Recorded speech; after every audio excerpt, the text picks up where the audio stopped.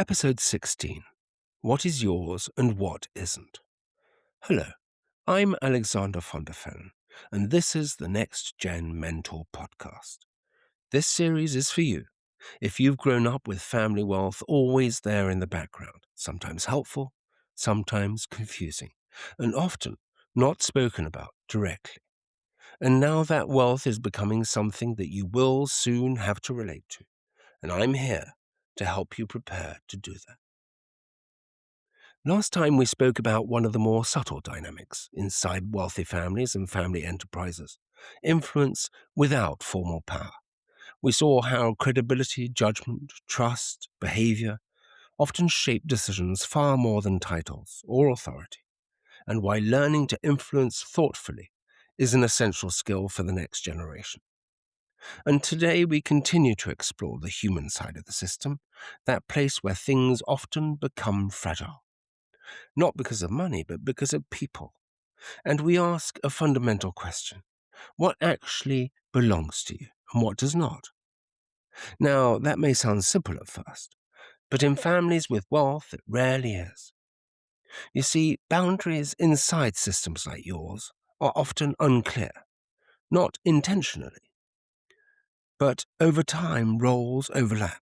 Expectations become assumed, emotions spread from one person to another, and eventually, people stop being entirely certain where one person's responsibility ends and another's begins. And when that happens, something important can start to weaken, and that's stability. Now, you may not be sure what I mean precisely by boundaries, so let me put it another way.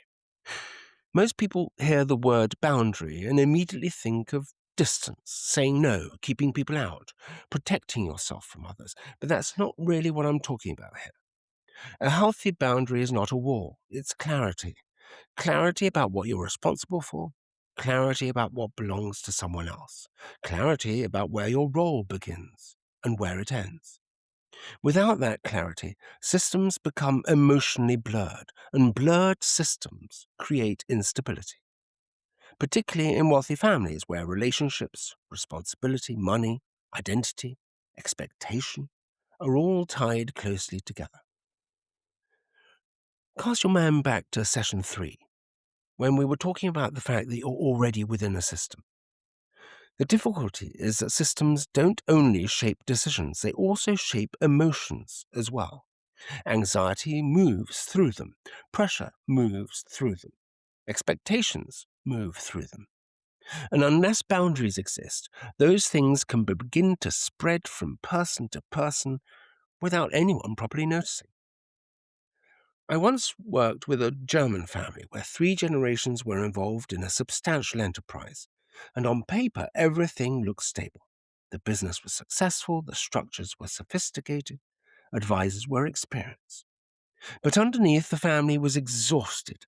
The son was desperate for his father's approval. The aging father felt responsible for holding the entire system together. The grandchildren felt responsible for not disappointing anyone. No one had ever said any of this openly, but everyone was carrying emotional weight that did not entirely belong to them. And over time, that became unsustainable. So, are boundaries emotional as well as practical? Yes, very much so. In fact, most boundary problems begin emotionally long before they become structural.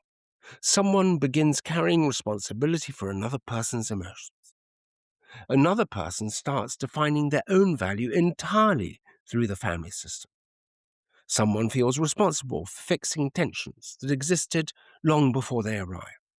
Another begins absorbing anxiety from the older generation without even realizing it. And because families tend to operate relationally rather than explicitly, those patterns can continue for years and years without being properly identified. This connects directly to what we discussed in session 14. Conflict is rarely about the visible issue. The visible issue is simply where the underlying tension surfaces. Boundaries work in the same way. What looks like over-involvement in a decision is often really uncertainty about identity. What looks like controlling behavior is often fear. What looks like passivity is often someone no longer certain what they are actually allowed to own psychologically. So let's take a very simple example to show it in practice.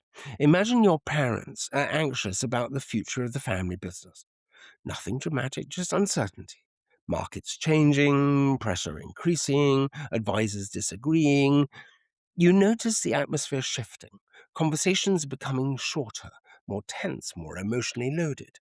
Now, without boundaries, something entirely predictable tends to happen. You begin carrying that anxiety yourself. Not because anyone directly asked you to, but because systems transmit emotion, particularly families. You begin thinking, maybe I should step in, or maybe I need to solve this, or even maybe their anxiety means I'm somehow failing. But none of these things may actually be true. The anxiety may belong to them, to their generation, to decisions they made, to responsibilities they carry. Your role may simply be to understand what's happening, not absorb it emotionally. That is important to understand because once you begin carrying responsibilities that are not actually yours, your judgment changes. You become reactive.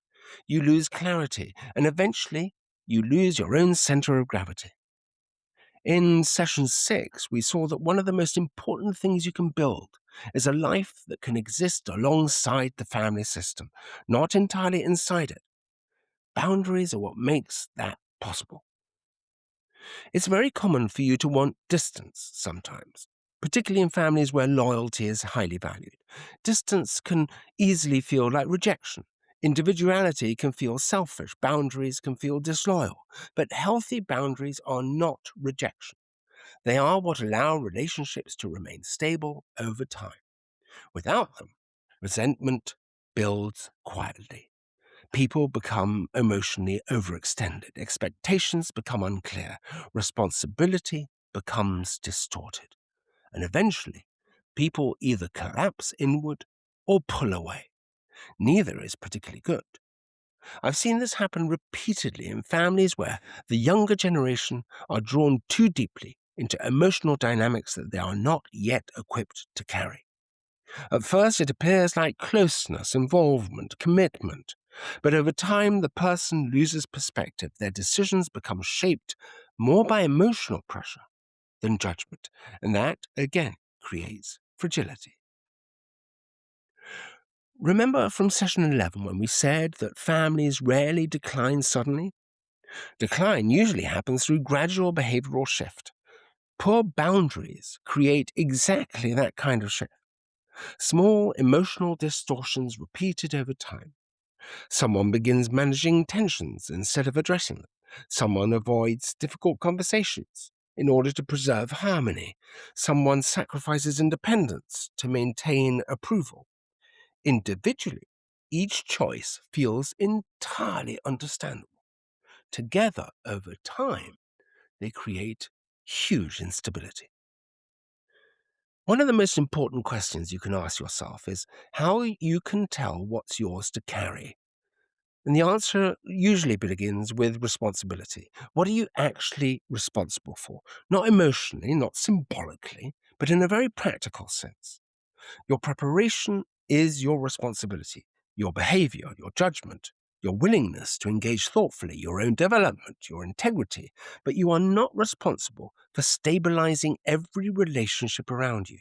You're not responsible for managing everyone's emotional state. You're not responsible for carrying unresolved tensions between other family members. And you are not responsible for fixing a system that existed long before you arrived. This is where many next-gen individuals become confused.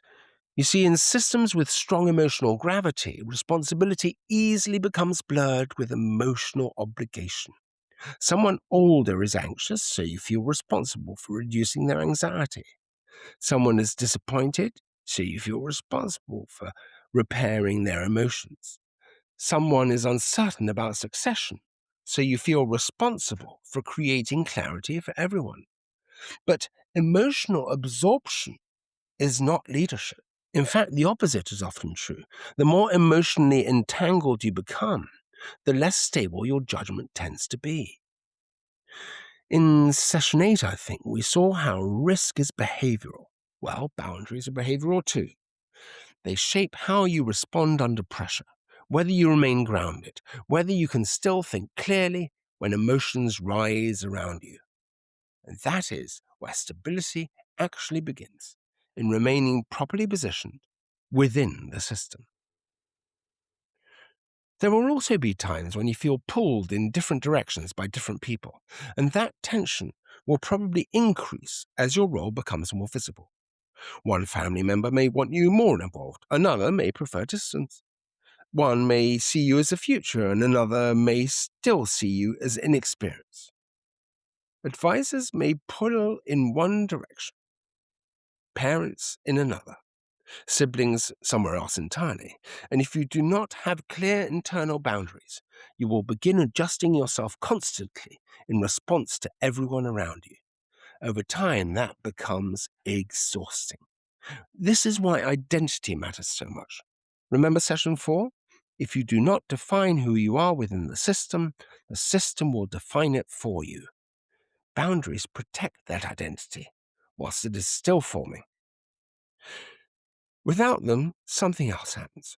You stop making decisions from judgment. You begin making them from emotional positioning, from approval, from fear of disappointing people, from tension, avoidance, and eventually you can lose clarity about what you actually think.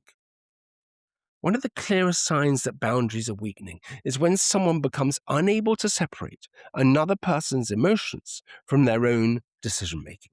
For example, imagine you decide not to take on a role immediately because you're building experience elsewhere first. Rationally, you may know this is the correct decision for your development, but someone close to you reacts with disappointment. Without boundaries, their disappointment becomes your decision-making framework. You start questioning yourself not because the decision is wrong, but because someone emotionally reacted to it. And this is where stability begins to erode, because now your direction is being shaped not by judgment, but by emotional pressure. That doesn't mean ignoring emotions, of course. Families are emotional systems. Relationships matter deeply, but emoticons are information. They are not instructions. That distinction is important. Many mentees ask me how they can be distanced without becoming cold and detached. So let me say this. Strong boundaries don't make you less compassionate. They actually allow you to remain compassionate without becoming overwhelmed. If you absorb everyone's fear, anxiety, frustration, uncertainty, eventually you will stop being useful to anyone because you'll lose perspective yourself. Healthy boundaries allow you to stay present without becoming consumed. You can listen to someone's concerns without taking ownership of them. You can support someone without solving everything for them.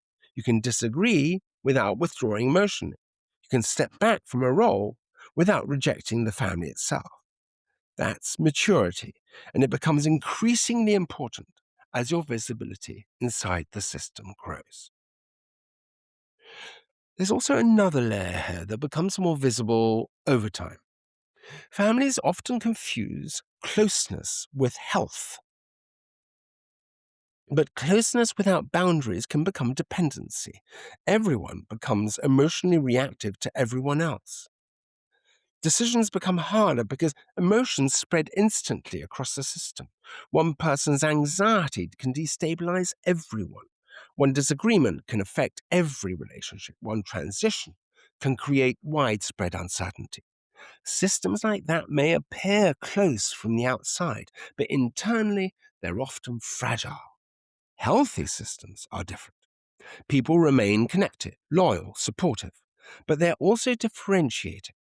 Each person retains enough psychological independence to think clearly, act responsibly, and remain stable under pressure. That balance is incredibly important, and it's one of the foundations of lasting continuity across generations. Ultimately, boundaries are not about separation. They're about stability. They allow people to remain connected without becoming emotionally fused together. They allow responsibility to remain clear. They allow conflict to stay manageable. And they allowed individuals to grow without destabilizing the wider system around them. Now, without boundaries, systems become emotionally chaotic. Roles blur, responsibility spreads everywhere and nowhere simultaneously. Tension accumulates, and eventually, even simple decisions become difficult because too many unresolved emotional layers are attached to them. Back in session 10, we saw that governance at its core is about clarity. Boundaries are governance at the emotional level. They clarify where responsibility sits, where influence sits, where emotional ownership sits. And once that becomes clear, you can stop trying to carry the entire system emotionally. You begin carrying your own role properly instead. And strangely enough, that's often what stabilizes the entire system.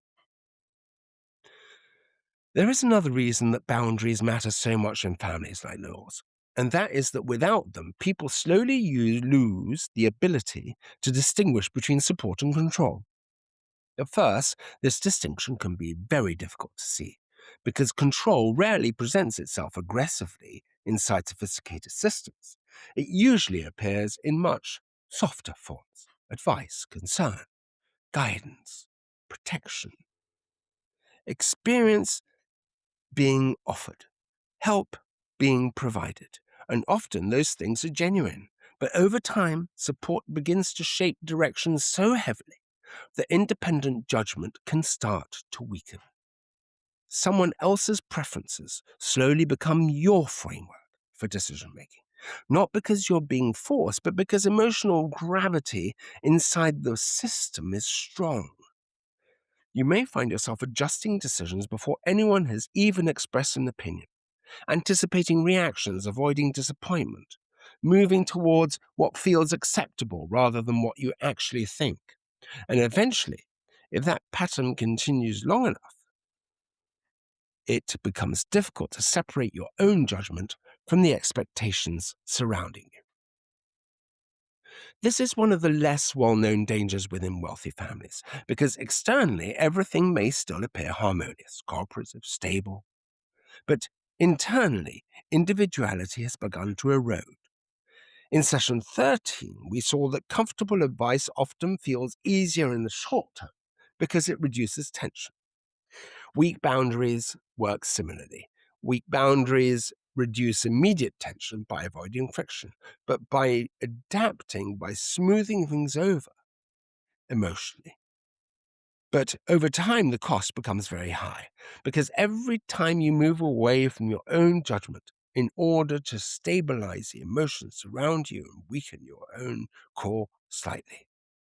And eventually, people who lose that center entirely become highly dependent on external direction, not structurally, perhaps, but definitely psychologically.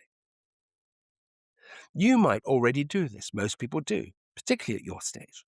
And that's because when you're still defining your own role inside the system, approval feels very important. And in fairness, approval does matter. Families function through relationships. Trust matters. Alignment matters. Respect matters. But approval cannot become the foundation of your judgment. Otherwise, your direction will always remain vulnerable to emotional climate around you. There's also another layer that becomes increasingly important as families transition across generations. Boundaries protect relationships from becoming overloaded by roles. Let me step back and explain that more clearly. In many wealthy families, roles quietly accumulate around people over time. A parent becomes not just a parent, but also an employer, a shareholder, a decision maker, a gatekeeper, a financial provider, and an emotional authority, all simultaneously.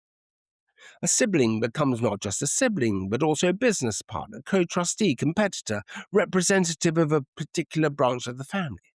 And the more these roles overlap without clarity, the harder relationships become to manage. Eventually, people stop knowing which part of the relationship they're reacting to. Is this disagreement between father and son?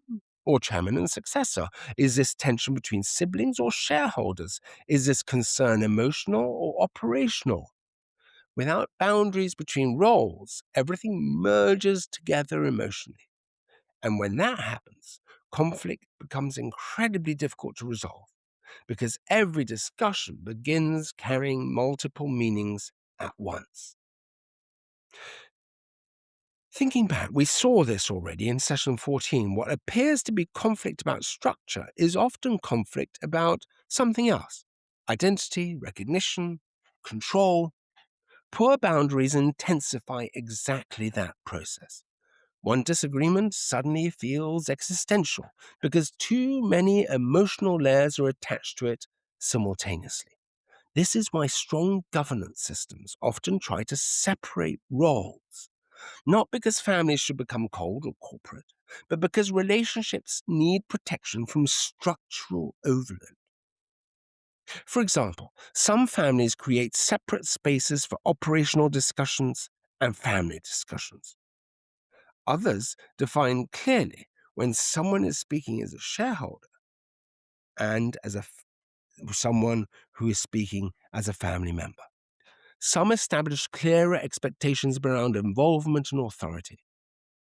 These things may appear procedural from the outside, but psychologically they are very stabilizing. They reduce confusion, and confusion inside emotional systems is highly destabilizing. So, if boundaries are not established, one of two things normally happens. Either people become overly fused together emotionally, or they disconnect. Now, the first situation creates over-involvement. Everyone reacts to everyone else. Decisions become emotionally exhausting. Individuality weakens. Anxiety spreads rapidly around the system. People feel responsible for stabilizing each other constantly. The second creates distance, emotional withdrawal, silence, avoidance. Individuals stop engaging because involvement feels just too emotionally costly.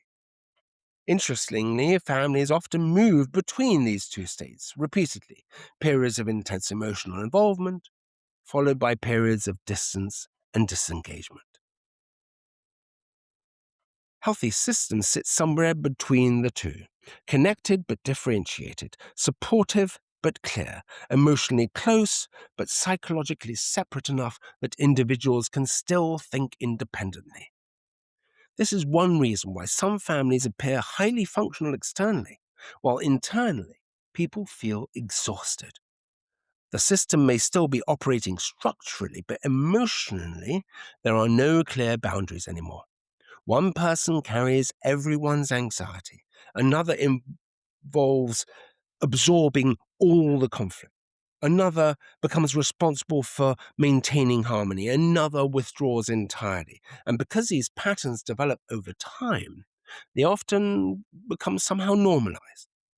No one notices how unhealthy the emotional structure has become because it's simply how things work in our family.